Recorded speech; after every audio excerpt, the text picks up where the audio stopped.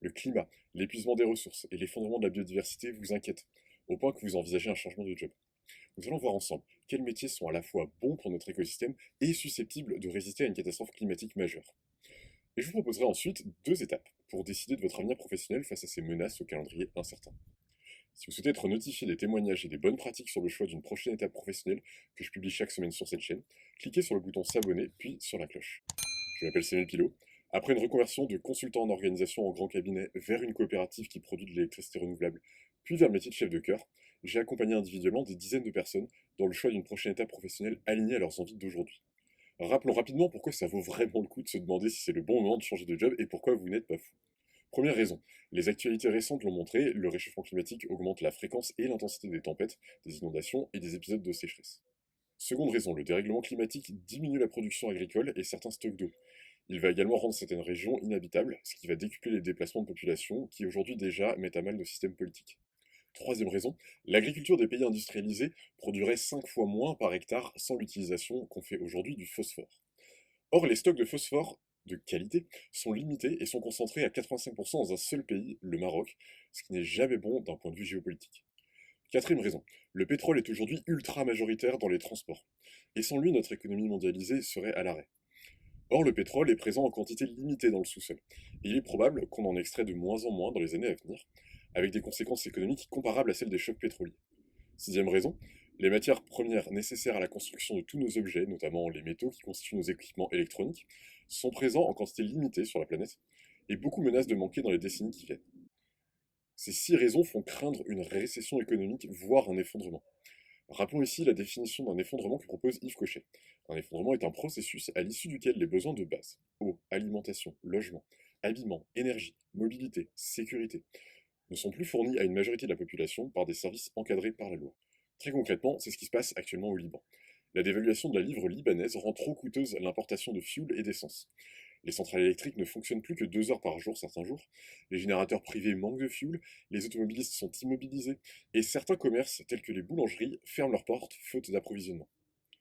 Le système hydraulique n'ayant pas suffisamment d'énergie pour fonctionner, l'eau courante est rationnée et l'eau en bouteille peine à être distribuée, ce qui menace directement la survie des Libanaises et des Libanais. Voilà pour les jeux préliminaires. Il est possible que ce rappel déclenche en vous un sentiment d'éco-anxiété. Et c'est peut-être très inconfortable pour vous. L'anxiété est aussi une émotion qui pousse à planifier et à agir. Vous pouvez la remercier pour cela. Et sachez que beaucoup de personnes qui sont écolo-sensibles rapportent que le fait d'agir à leur niveau a permis de diminuer leur niveau d'anxiété. Comment agir sur le plan professionnel donc? Nous pouvons agir sur deux aspects. Nous pouvons réduire notre impact, c'est-à-dire consommer moins de ressources, polluer moins, émettre moins de gaz à effet de serre. Et nous pouvons améliorer notre résilience, c'est-à-dire la capacité de notre cellule familiale et de notre économie à continuer à fonctionner malgré une récession ou malgré un effondrement. Notons que la réduction de notre impact peut améliorer notre résilience. Par exemple, si je travaille depuis mon domicile, j'utiliserai moins d'essence et j'émettrai moins de CO2 que si j'allais au travail en voiture. Je réduirai donc mon impact. Par ailleurs, une augmentation du prix de l'essence m'affectera beaucoup moins, je serai plus résilient. Mais ce n'est pas toujours le cas. Si mon job consiste à développer une solution pour aspirer le CO2 de l'atmosphère et le stocker sous terre, alors oui, j'aide à réduire l'impact de l'humanité sur le climat. Mais non, mon job n'est pas résilient. En cas d'effondrement, ma compétence ne sera pas directement utile à ma communauté, au contraire des compétences d'un agriculteur ou d'un médecin.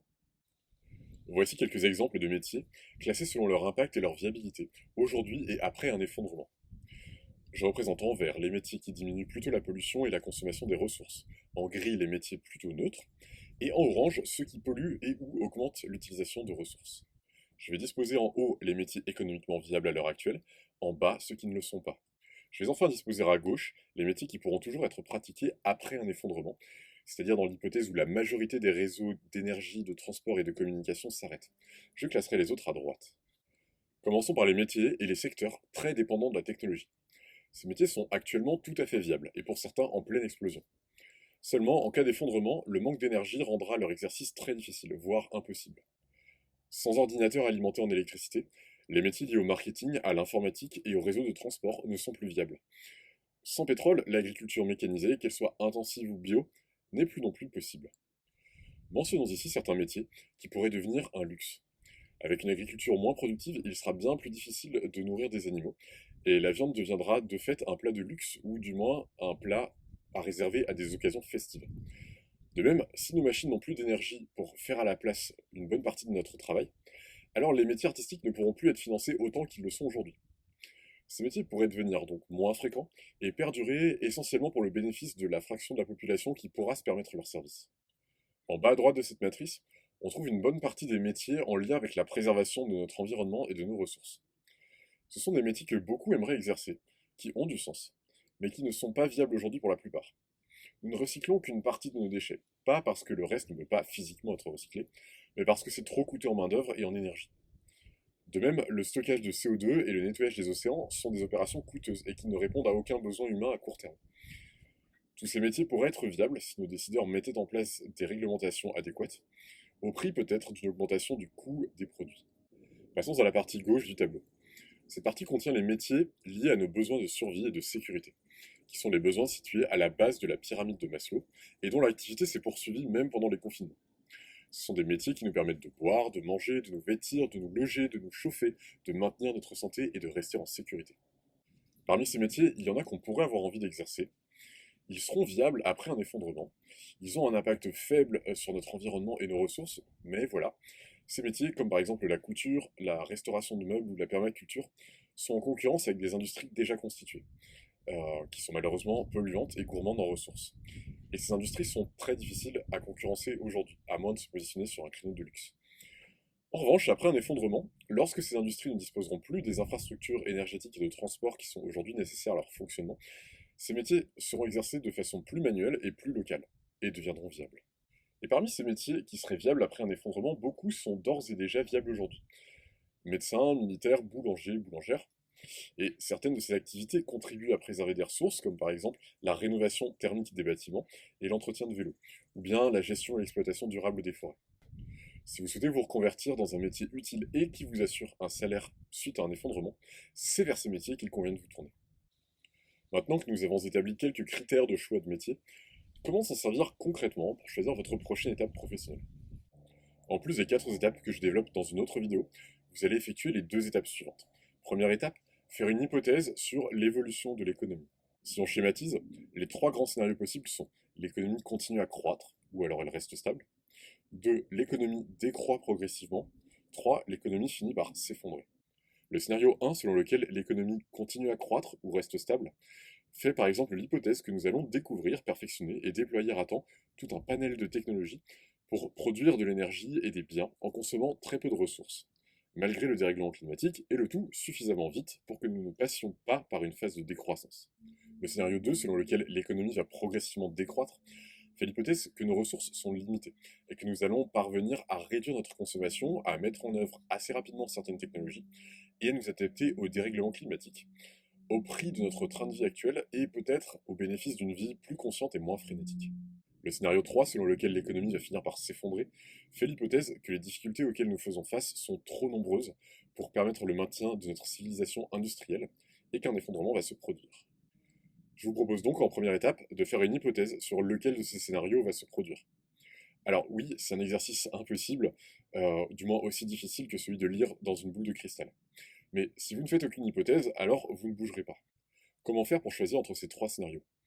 Soit vous vous en remettez à une personne de confiance, soit vous vous informez de votre côté sur le sujet que j'ai mentionné au début de la vidéo. À titre personnel, à ce stade, je penche plutôt pour l'hypothèse 2 puis 3, c'est-à-dire une période de décroissance subie par manque de ressources puis un effondrement. Ouais, c'est super joyeux. Vous avez également besoin de faire une hypothèse sur le moment où votre scénario va se produire. Par exemple, à titre personnel, je pense que nous avons encore pour au moins une dizaine d'années de ressources devant nous, peut-être plus. Je pense que nous allons subir ensuite une décroissance, probablement de façon contrainte, et je pense qu'un effondrement pourrait se produire ensuite, alors sur ce point-là, j'en suis pas certain. Deuxième étape, c'est seulement lorsque vous aurez choisi un scénario et un calendrier que vous pourrez déterminer une stratégie par rapport à votre job. Si vous faites l'hypothèse 1, à savoir que l'économie va rester stable ou croître, alors vous pouvez choisir une voie professionnelle de façon classique. Si en plus vous souhaitez contribuer aux enjeux de ce siècle et à ce que ce scénario 1 se réalise bien, vous pouvez choisir une voie professionnelle qui aide à minimiser notre impact environnemental et à économiser nos ressources. Si vous faites l'hypothèse 2, à savoir que l'économie va décroître de façon choisie ou imposée, alors vous avez intérêt à suivre l'une et ou l'autre de ces stratégies. Première stratégie, vous dirigez vers une industrie et ou un métier indispensable. Il s'agit des métiers qui sont situés en haut à gauche de ce tableau. La médecine si vous vous sentez de reprendre 10 années d'études, l'isolation thermique des bâtiments, l'agriculture, etc. Seconde stratégie possible, vous dirigez vers le haut du panier. Occupez des positions de pouvoir en espérant pouvoir les maintenir malgré la décroissance. Si vous faites l'hypothèse 3, à savoir que l'économie va s'effondrer, alors vous allez vous diriger vers une stratégie de type survivaliste. Vous allez éventuellement quitter votre ville trop peuplée qui ne sera pas viable en cas d'effondrement. Vous allez intégrer ou constituer une communauté de personnes qui vont développer des compétences diversifiées et qui sont orientées vers les besoins de base, l'agriculture, la boulangerie, la médecine, etc. Vous allez remplacer progressivement vos équipements électriques par des équipements manuels ou à bois. Vous allez vous constituer des sources d'énergie locales, etc. Vous pouvez également faire une hypothèse qui combine différents scénarios. Par exemple, l'économie reste stable pendant 5 à 10 ans, puis elle décroît, puis elle s'effondre. L'activité de coach en transition professionnelle a été choisie en cohérence avec cette hypothèse. C'est une activité utile aujourd'hui et qui restera utile dans une période de décroissance.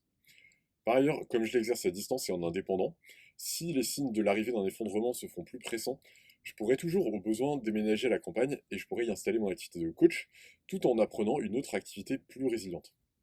Je serai alors prêt pour l'éventuel moment où les réseaux de communication seront coupés et ne me permettront plus d'exercer mon activité de coach. Une autre option consiste à se dire, comme une de mes amies, si notre économie s'effondre, je meurs, et donc d'agir selon le scénario 1 ou selon le scénario 2.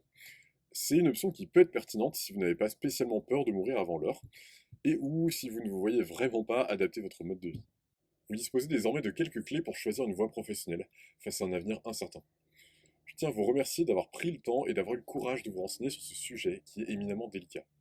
Je conclue cette vidéo en lançant un appel. Je suis coach en reconversion professionnelle et je cherche actuellement à créer un accompagnement qui aide spécifiquement les personnes qui se questionnent sur leur job en lien avec la situation de notre planète. Donc, en plus des traditionnelles étapes d'un bilan de compétences, cet accompagnement permettra de découvrir les métiers qui sont utiles et ou qui sont résilients, de choisir son futur lieu d'habitation, d'apprendre à utiliser et à calmer son éco-anxiété, d'entendre les témoignages de personnes reconverties depuis déjà plusieurs années et de vous projeter dans une vie qui vous satisfait, même en cas de moindre prospérité économique. Je m'appuierai pour cela sur mes compétences de coach et d'ingénieur. J'ai notamment suivi le cours de Jean-Marc Jancovici à l'école des mines, et sur les compétences d'autres personnes, notamment en ce qui concerne l'éco-anxiété. Si un tel accompagnement serait susceptible de vous être utile, si vous souhaitez choisir une prochaine étape professionnelle et passer de l'éco-anxiété à plus de clarté et plus de sérénité, alors je vous invite à répondre à un questionnaire que j'ai créé pour identifier vos besoins. Vous en trouverez le lien ci-dessous. Et nous pouvons également en discuter directement ensemble. Contactez-moi à l'adresse mail que j'indique là aussi ci-dessous. Je cherche également à discuter avec des personnes qui ont fait des reconversions plus ou moins radicales vers des métiers plus résilients et ou qui ont quitté la ville et qui souhaitent en témoigner. Je cherche à discuter avec des personnes passionnées par les sujets liés à l'écologie, au climat, aux ressources, qui pourraient être partenaires de cet accompagnement et transmettre leurs connaissances aux personnes accompagnées. Et je cherche à joindre des psychologues qui sont spécialisés sur l'éco-anxiété ou la solastalgie et qui pourraient aider les personnes accompagnées. Si vous vous reconnaissez, vous ou une personne de votre entourage, dans l'une de ces descriptions, vous pouvez me contacter à l'adresse mail ci-dessous. Si cette vidéo vous a aidé à structurer votre réflexion professionnelle, et si vous souhaitez qu'elle bénéficie à d'autres personnes, vous pouvez cliquer sur le pouce j'aime, vous abonner et cliquer sur la cloche. Vous pouvez aussi partager cette vidéo à des personnes qui partagent votre questionnement. Et si vous souhaitez savoir comment compléter votre réflexion professionnelle et comment choisir un métier qui vous épanouisse et qui corresponde davantage à vos envies, vous pouvez regarder la vidéo 4 piliers pour réussir votre reconversion. Bon visionnage.